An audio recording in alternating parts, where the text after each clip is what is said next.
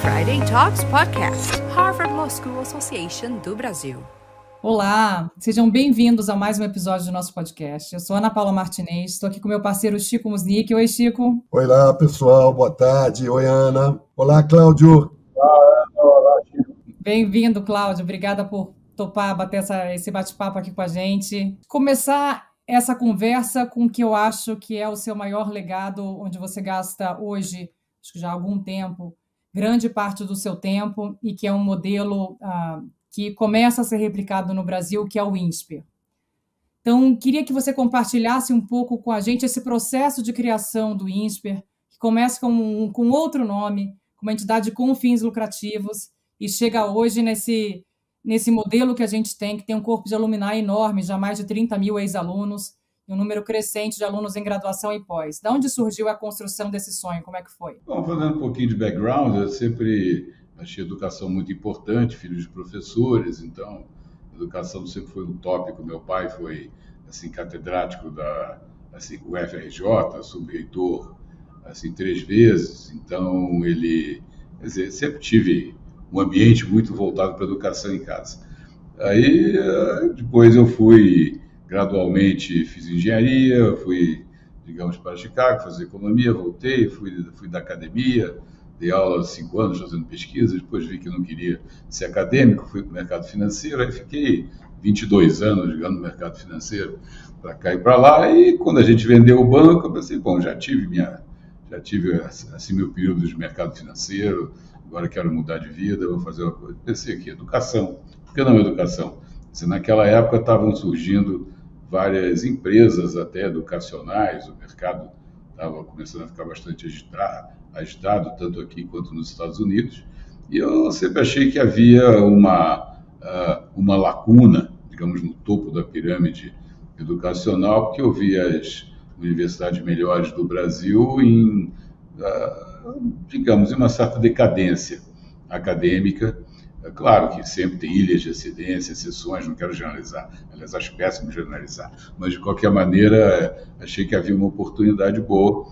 Aí surgiu o fato do Instituto Brasileiro de Mercado de Capitais, na realidade surgiu para desenvolver mercado de capitais no Brasil, mas acabou abrindo cursos e virou uma entidade, estava virando uma entidade meio educacional, mas não tinha nada a ver com a função precípua do IBMEC, nem do conselho, que era formado por instituições financeiras lá. Então, houve a oportunidade de comprar as atividades educacionais, e eu comprei com o Paulo Guedes na época e outros sócios minoritários. Isso foi ao início, e o que me atraiu foi, em São Paulo, a faculdade começar do zero, porque eu tinha ideias próprias sobre como deveria ser a educação superior no Brasil, e achava que deveríamos fazer algo diferente, não por ser diferente, mas por ser, melhor e mais efetivo do que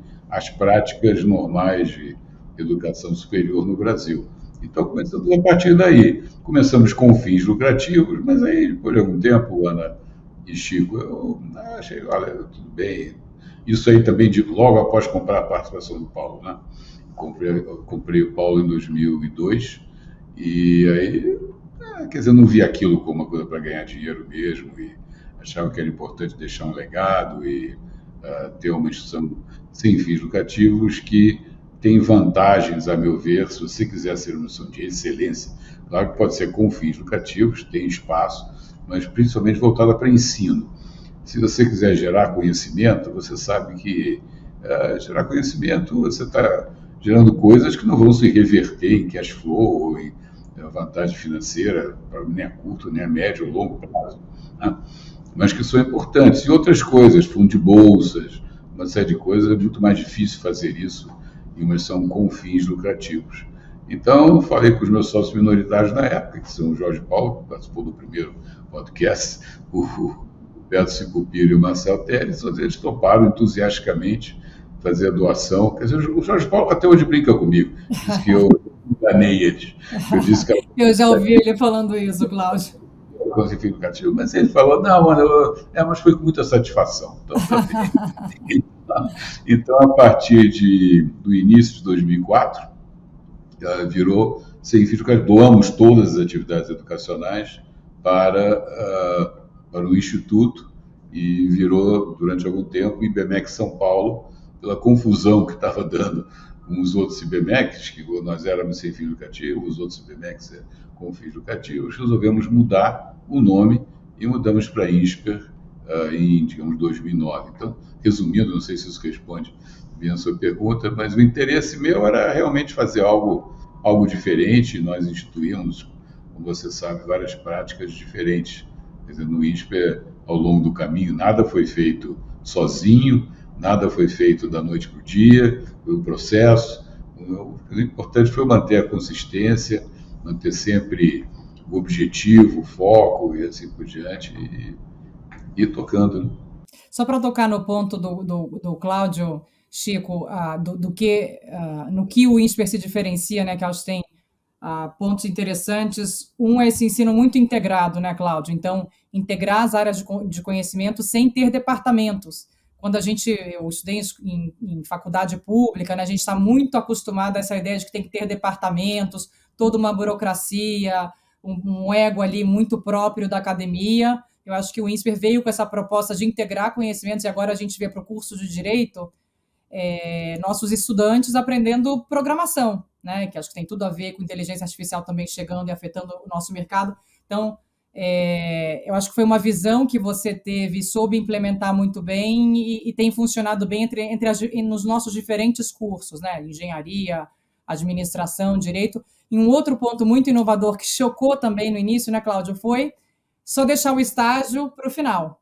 Que essa é uma coisa muito dos Estados Unidos, que a gente vê lá que tem os summers, mas não tem. Quem estuda, estuda, né? E aí eu queria te ouvir um pouco, que esse é um ponto super importante para você, que eu sei, que tem funcionado bem. O mercado aceitou isso, né? Como enfrentar essas barreiras culturais do mercado de trabalho, mas está convicto e implementar tão bem quanto você fez, né? Sim, nós fizemos várias coisas, Ana. Essa foi uma das principais, mas que achávamos que teríamos de ser diferentes para melhor. O INSPER foi a primeira instituição de ensino superior que instituiu laptops para todos os alunos. Mudamos o formato das salas de aula para torná-las mais salas de aula do tipo ferradura, anfiteatro, em que os alunos ficam em cima, o professor embaixo, ao contrário. Pois exatamente, eu justamente peguei porque eu fui lá, eu acho bom copiar coisas que dão certo em outros lugares, não tem problema nenhum. Então, ao contrário do que era no IBMEC quando eu cheguei, a pessoa ficava em um assim, tablado, os alunos lá embaixo, uma sala funda, os últimos da fileira estavam lendo jornal, ninguém estava querendo saber nada. Tem placa para os alunos se identificarem também, em função de Harvard. Professor passou a ser avaliado pelos alunos.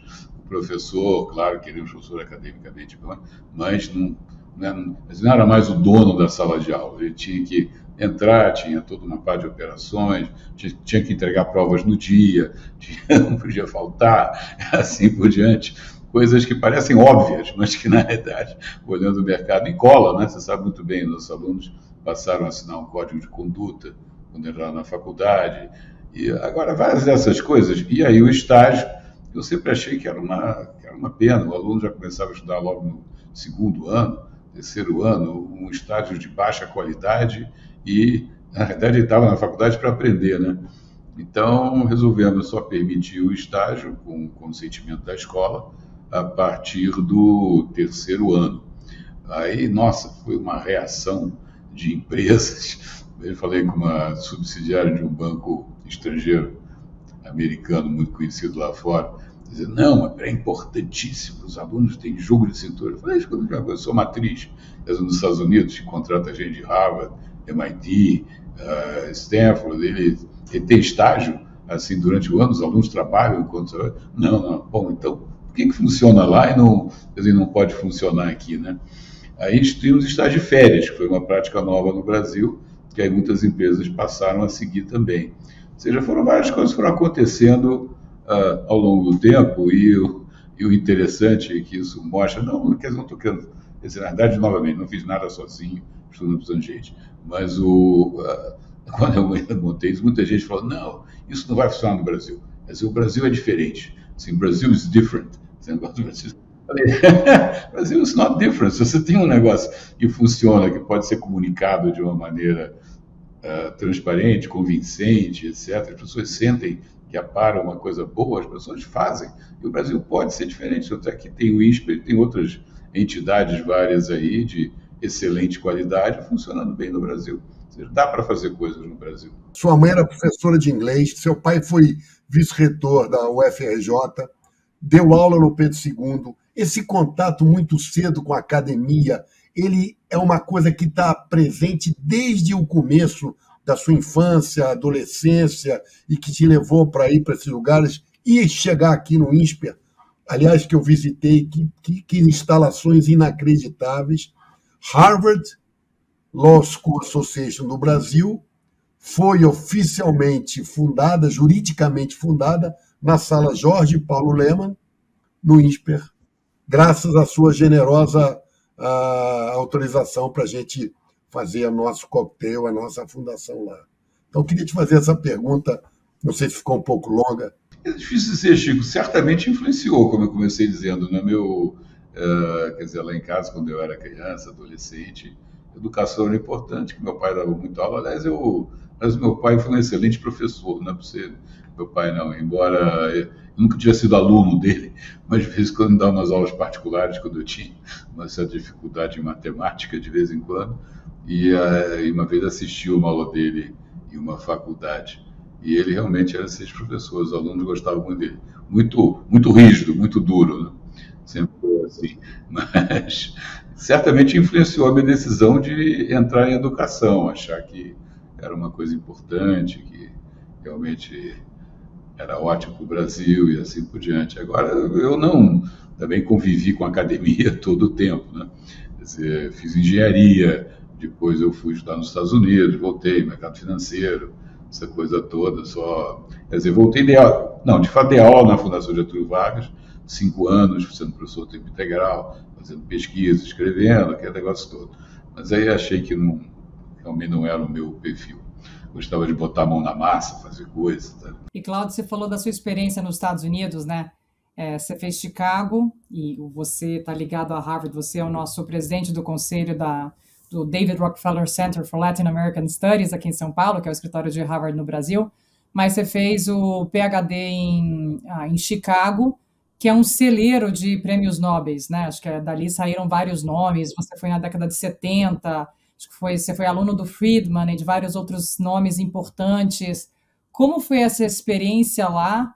E um pouco uma pergunta um pouco conectada, como é lidar com a frustração que até hoje o Brasil nunca conseguiu ter um prêmio Nobel, né? Então acho que a gente estuda, entre aspas, porque a gente perde muita energia focando nas coisas erradas, a gente tem recursos, mas não gasta bem, e a gente não consegue se destacar. Saiu também recentemente, né, os números do PISA, os brasileiros, 70% não sabem entender o mínimo de matemática. Então, como é estar numa instituição de tanta excelência, com tantos modelos importantes? Você trouxe isso para cá, mas como é que a gente consegue fazer a ponte entre esses dois mundos tão diferentes? Bom, aliás, teve um rapaz no IMPA que tirou a Fields Medal, né, que mais ou menos equivalente ao prêmio Nobel. Então, é o único brasileiro que eu saiba que chegou perto, digamos, algo equivalente. Agora, o problema, Ana, não é só as pessoas voltam, mas o problema é que falta um ambiente adequado para desenvolver mais pesquisa, as pessoas têm mais tranquilidade e trocam ideias com outros peers também. Quer dizer, na realidade, educação, eu acho que é um dos calcanhares de Aquiles maiores do Brasil, né? Você mesmo citou o PISA, matemática, estamos em 65º, e a manchete aqui nos jornais é que o Brasil não caiu muito. Não caiu muito, mas está na rabeira. Não importa se cai muito ou não. O problema é que está numa situação péssima. E o que me deixa um pouco incomodado na educação é que ninguém fica incomodado pelo fato de do Brasil andar muito devagar, as avaliações andarem devagar. Claro que tem excelentes iniciativas aqui e ali, mas em geral não é. Agora falta esse ambiente voltado para pesquisa, para educação, para troca de ideias, etc. Uma coisa muito boa que foi feita no Brasil foi a Olimpíada de Matemática, que pelo menos desenvolveu, foi um negócio pegou o Brasil inteiro, e hoje em dia você já pode identificar excelentes alunos da rede pública pelo resultado da Olimpíada, né?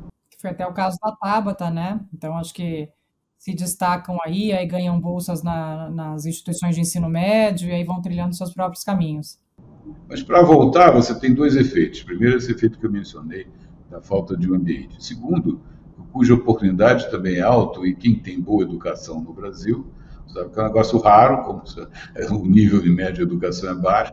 Então, quando as pessoas voltam, elas têm muitas oportunidades, em geral, tá certo? De irem para aqui, para lá, etc. Tem bom salário e aí poucos os que estão dispostos a fazer pesquisa mesmo para valer em local onde eles possam fazer essa pesquisa para valer. Mesmo porque hoje um bom pesquisador ele tem valor internacional, né?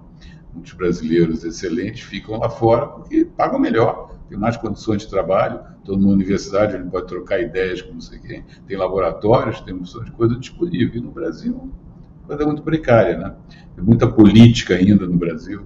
Você entrar em uma universidade pública, concursos são meio complicados, essas coisas todas, né? Você foi um pai severíssimo, um pai professor, um pai companheiro. Como é que você educou seus filhos, tendo tido tanto sucesso na sua vida profissional, sócio de um dos maiores bancos do Brasil, muito bem sucedido, conhecido, tendo trabalhado no governo?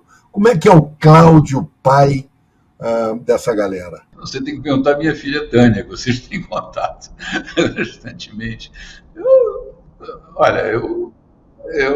Para mim, durante muitos e muitos anos, tive duas coisas que concentraram praticamente todo o meu tempo: trabalho e família. São duas, realmente, nem tudo. Então, na verdade, só tivemos filhas, então temos duas filhas, quando nós voltamos dos Estados Unidos, né? Quando a Tânia nasceu, nossa filha mais velha, foi em 76, eu ainda era acadêmico, aí eu vi, não, agora acho que tem que ganhar mais dinheiro, porque a coisa...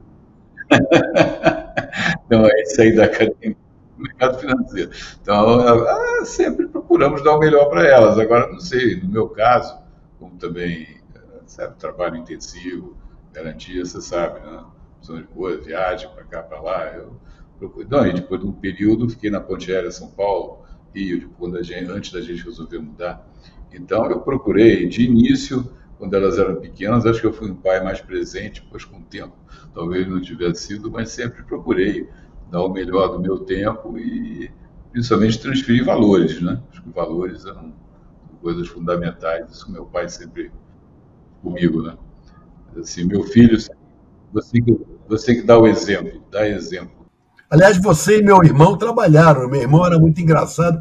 Uma vez parece que você e o Marcel pregaram uma peça nele, dizendo que ele tinha esbarrado num botão que desligava a bolsa. Você se lembra disso? Foi motivo de chacota. Uma vaga lembrança, Chico. Tinha tanta practical jokes, como se diz lá no Garantia na época. Agora, o Luiz é um excelente cara, super agitado, né? Figura, né? Grande figura, super agitado, super agitado. Uma vez nós estávamos fazendo uma transação e tínhamos que passar um cheque, na época tinha cheque, né? Financiando uma empresa, e aí se a empresa apresentasse os documentos necessários. Aí tudo bem, estava lá com o cheque, aí o Luiz, vocês não apresentarem, eu pego o cheque como? Tá bom, Luiz, ok.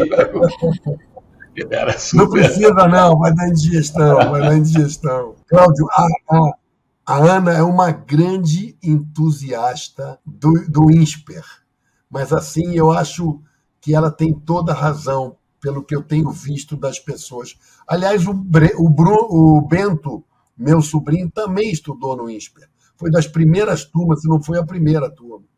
Eu sei, eu vi o Luiz lá de vez em quando. Quer dizer, filho do Luiz, né? É filho do Luia. Não, a Ana para nós é um privilégio ter Ana lá no nosso um prazer, Cláudio. Como eu falei, a gente não faz nada sozinho. Eu quero dar alguma aula lá, Cláudio. Eu já falei com a Ana que o dia que ela for dar uma aula, alguma coisa assim, eu posso falar sobre um tema que a gente combine. Quero ter um pouco mais de vínculo com o INSPER. Legal. E, Cláudio, você tem várias áreas de filantropia, né? Você também é muito acessado. e uma das que acho que tem grande apelo e ainda pouco, ainda está pouco trabalhado no público, e daí a importância de você fazer isso, é essa coisa da vida nos big cities, né? A gente trabalhou esse tema até no Conselho de Harvard no Brasil, e você recentemente financiou a iniciativa do Raul Justus Lores de Lisboa nas alturas para trazer padrões de grandes cidades para São Paulo. Como você se aproximou desse tema? Em que você acha que dá para contribuir? Como você tem enxergado a vida em São Paulo? Sei que você passa metade do tempo aqui, metade em Lisboa. Olha, essa parte de urbanismo, arquitetura, você me interessou. Na verdade, entre quando eu fui decidir que faculdade ia fazer, eu estava, a princípio, querendo fazer faculdade de arquitetura. Mas aí, não sei, mercado de trabalho, vai acabar fazendo engenharia. Então, eu fiz engenharia. Mas, na verdade, quando eu fui para Chicago, eu queria fazer economia urbana. Mas aí fiz um curso. Aí o curso, na época, de economia urbana era muito fraco, sabe, não tinha a grande... Era tudo modelo de transporte, não tinha... Então, me interessei e fiz outras coisas.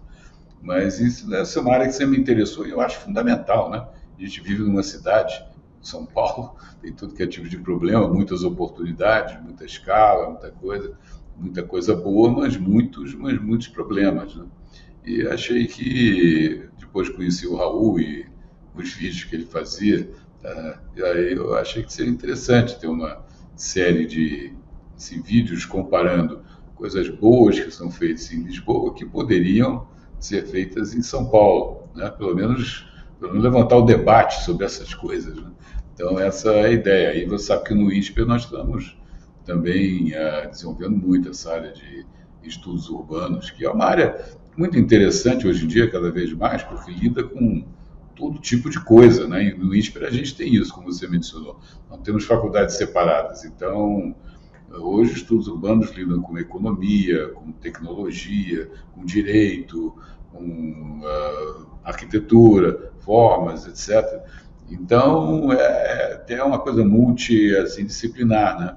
A gente está com um projeto lá, como você sabe, que a Tânia está encabeçando, do Vão Livre do MASP, que está usando toda a estrutura lá do INSPER e que, de fato, trouxe gente de todas as áreas de conhecimento, inclusive direito. Muito, muito legal ver o resultado desse projeto. Legal, sim, fazendo isso e temos outras iniciativas lá no INSPER, legais, né, que estão sendo feitas. E, Cláudio, enfim, você tem esse vozeirão aí que eu sei que você canta muito bem. Da onde surgiu?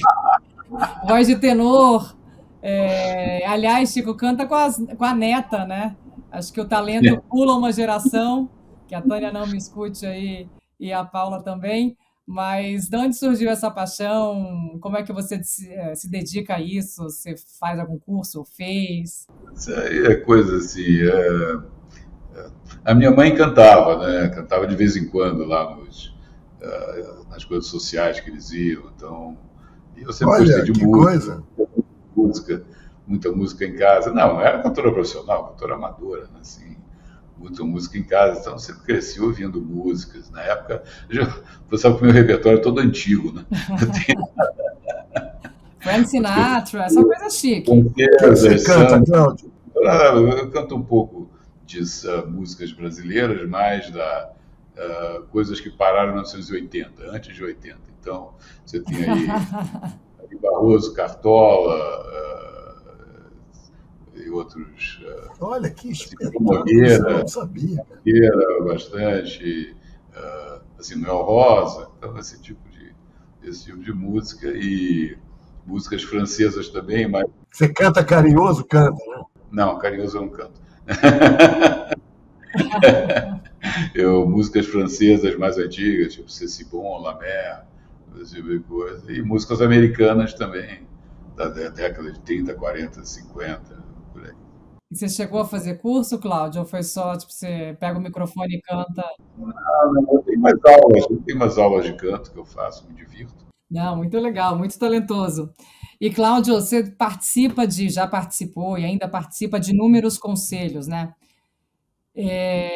De entidades com fins lucrativos e sem fins lucrativos. E olhando um pouco da nossa perspectiva jurídica, acho que a gente tem muito que aprender E aí, quando eu falo a gente, são todos os atores do mundo jurídico, TCU, CVM, agências reguladoras no geral. Acho que falta uma percepção do que é o dia a dia de um conselheiro e o que esperar dele.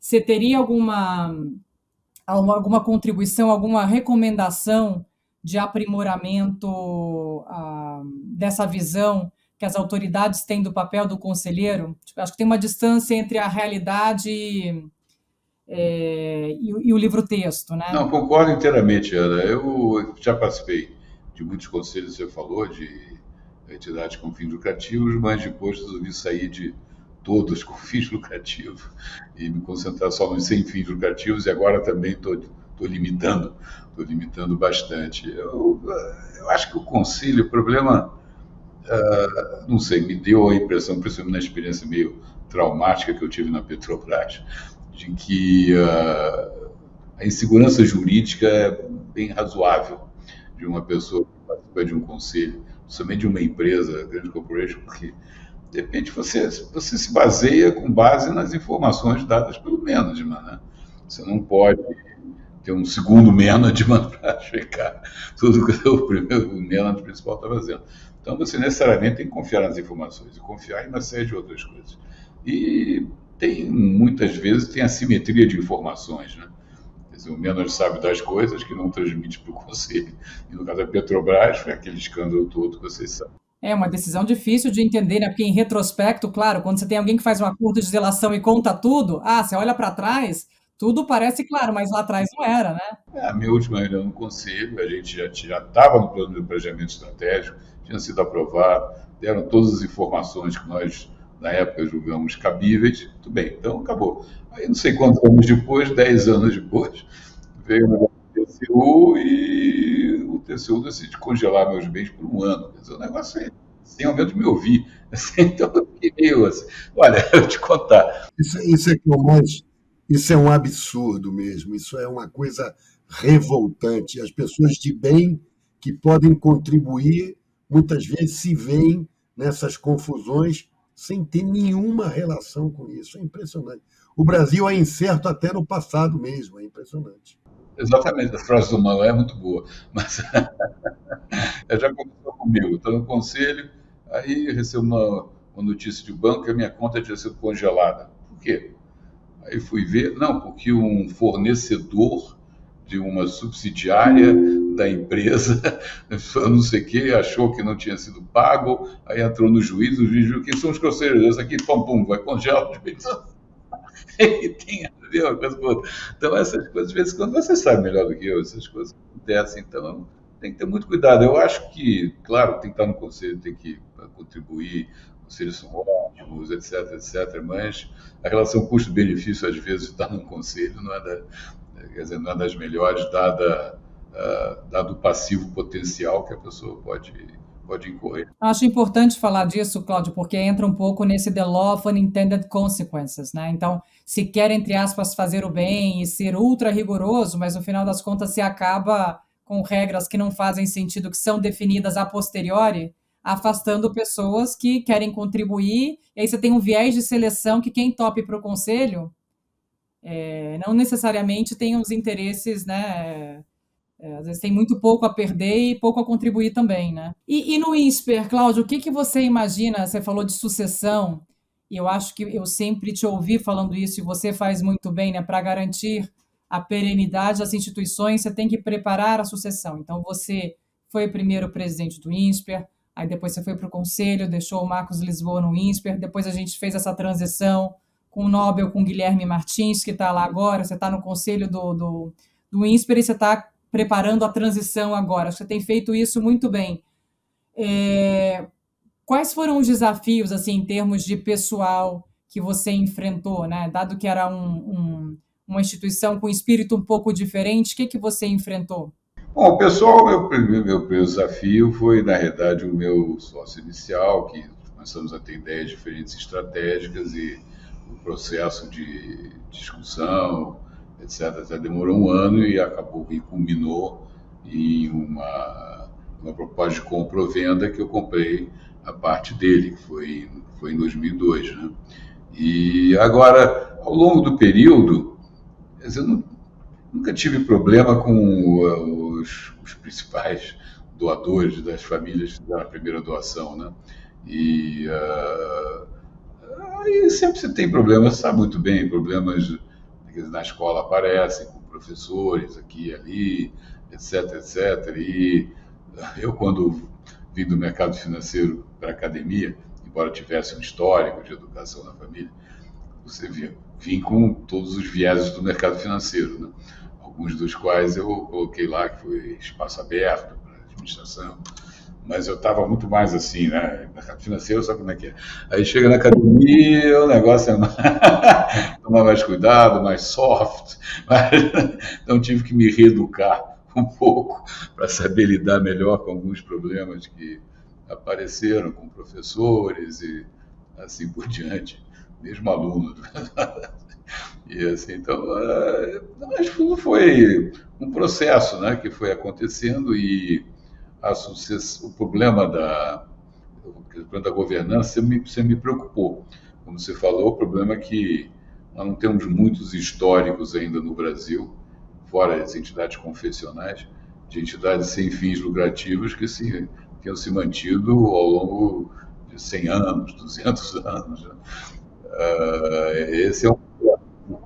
Exatamente. Teria que durasse também, pelo menos 400, 500, assim por diante. E como é que se faz isso, né? Então, esse é um desafio. Você sabe que eu estou procurado, claro que não se pode garantir nada que vai acontecer, mas tenho procurado botar uma governança, que eu acho que é muito importante, e na verdade nós temos uma assembleia de associados, né? São basicamente formados por pessoas que deram a primeira contribuição, que em princípio se consideram como donos. Eu acho importante ter pessoas como donos, tanto lá quanto no conselho. E aí a missão é apenas escolher o conselho, escolher o presidente, ver se a missão está sendo cumprida, se a escola tem recursos financeiros para tal. Aí de baixo, sabe, tem o conselho, que é bem atuante, e agora temos mais comitês, mais uma série de coisas que realmente meio que não só fiscaliza, orienta, colabora, etc., com várias coisas na escola. E aí temos a direção executiva, né, tocando. Então, e aí agora o fundamental, quer dizer, não é só isso, esse é um elemento, né? O segundo elemento que eu acho mais importante, talvez, primeiro é o INSPER ser percebido como importante para a sociedade. É uma entidade sem fins lucrativos e que, esse INSPER. Então, uma das coisas também nesse sentido que nós temos feito é o do Fundo de Bolsas. Fundo de Bolsas, diversidade. Porque nós não queremos ser uma escola só para rico. Queremos ser uma escola em que todos que tenham mérito para entrar possam entrar, independente de renda, patrimônio. Então, aí você vai tendo também ajuda.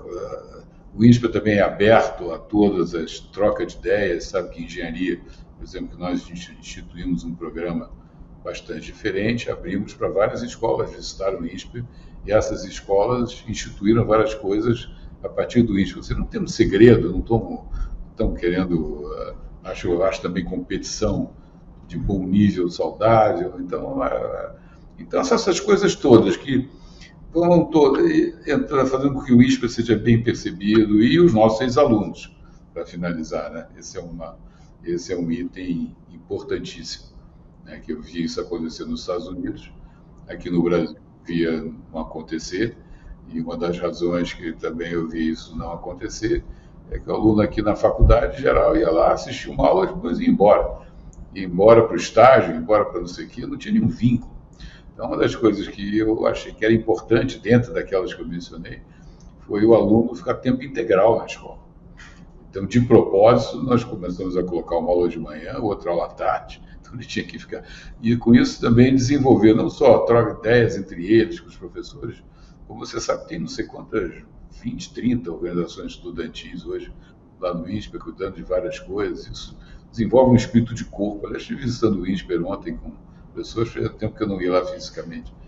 Os alunos, embora em época de provas, os alunos sorrindo, legal, bom ânimo, bom espírito. Então, eu acho que eles têm uma ligação com a escola, sabe? Isso está provado pelo, pelo número de alunos que hoje em dia já financiam nosso fundo de bolsas, né? Então, hoje a gente tem 3.600 na graduação, mais ou menos 10% bolsistas, né, Cláudio? E você falou que é muito importante que a sociedade reconheça essa iniciativa como importante para ela poder se perpetuar. E é que me faz lembrar, aliás, é um livro que a Tânia dá de sua filha, que, aliás, é um ótimo pai, Cláudio, voltando à pergunta do Chico, de tudo que eu posso testemunhar, é um pai incrível, amoroso, generoso, abre caminho para as filhas, enfim. E ela me deu um livro sobre os desafios de Chicago no fundraising, né? Porque a família Rockefeller fez um aporte inicial faz 3 gerações e dava aporte, dava, até que chegou uma hora que todo mundo ficou preguiçoso, né? A comunidade alumni não estava se engajando, e o engajamento da comunidade, para além de dinheiro, gera outros valores, que são as relações, os temas de interesse, essa construção coletiva que é de uma instituição de ensino superior, né? E aí foi num jantar que um descendente da 3ª geração levantou e falou: olha, até aqui a gente contribuiu, a partir daqui a gente não contribui mais. Foi primeiro um choque para a comunidade, mas depois todo mundo acordou e passou então a contribuir de diversas formas com o Chicago. E no INSPER eu vejo a importância disso. Vocês são super generosos, né? Você, o Cláudio, o Marcel, o Beto, todo mundo.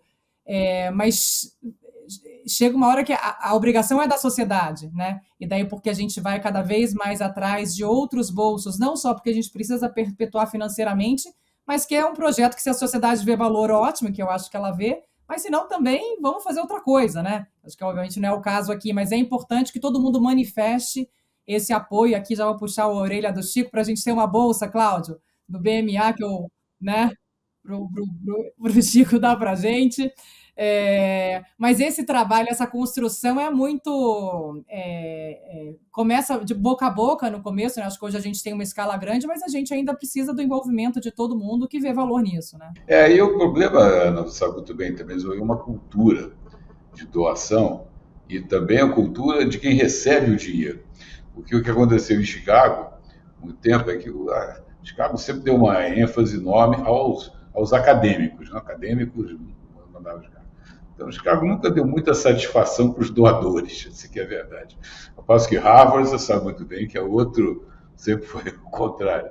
Então Chicago, de uma hora, viu que tinha muito menos doador, tinha muito menos endowment, que o Rockefeller parou de dar dinheiro, também não deram muita satisfação para ele. E aí ficou muito atrás das outras escolas. Aí eles realmente fizeram um soul searching e resolveram mudar de vez. Hoje Chicago é outra coisa, outro ambiente, a gente que realmente vai, traz, etc. E aqui no Brasil ainda tem muito essa cultura. A empresa, quer dizer, recebe dinheiro. Eu já dei dinheiro no passado para outras instituições. Recebe dinheiro, ok, recebi o dinheiro, ok, obrigado, nunca mais. Volto. E, Cláudio, e a sua experiência? A gente está caminhando aqui para o final, mas eu queria te ouvir sobre sua experiência no Bacen. Você foi diretor do Banco Central, né? Eu fui.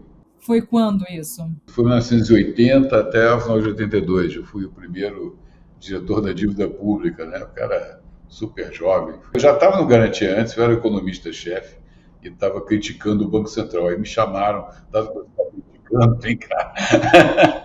E o que você achou dessa experiência no setor público?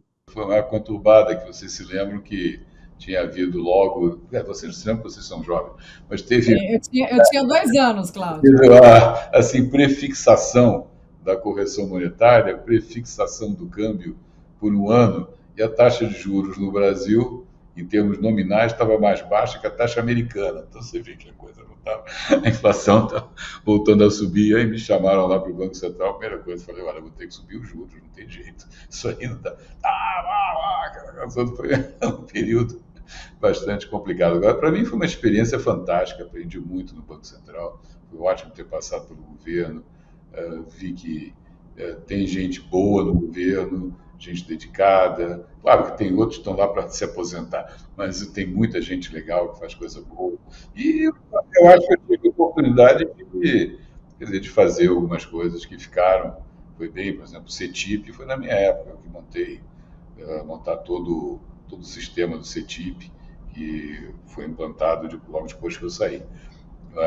Todo assim, go-arounds, quando eu cheguei lá havia compras diretas da mesa do Banco Central com os dealers escolhidos. Aí eu fui ver como é que era no Federal Reserve, como é que era no Banco da Inglaterra. Não, olha só, tem que fazer leilão para tudo, não tem esse negócio de direto, não, o cara é especialista. O Banco Central era enrolado sempre. Então, botar leilão para tudo, aí comecei uma série de outras coisas, fundos de renda fixa.